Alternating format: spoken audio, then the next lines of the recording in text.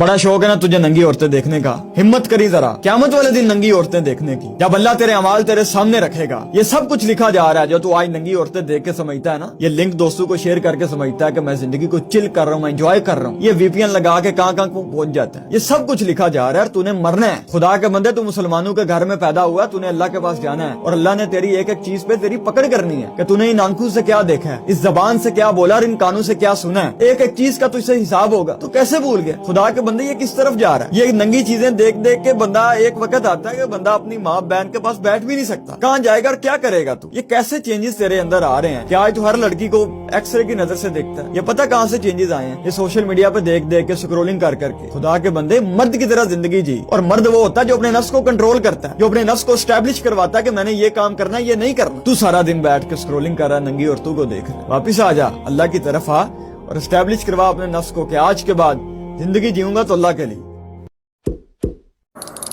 هم خير من خلق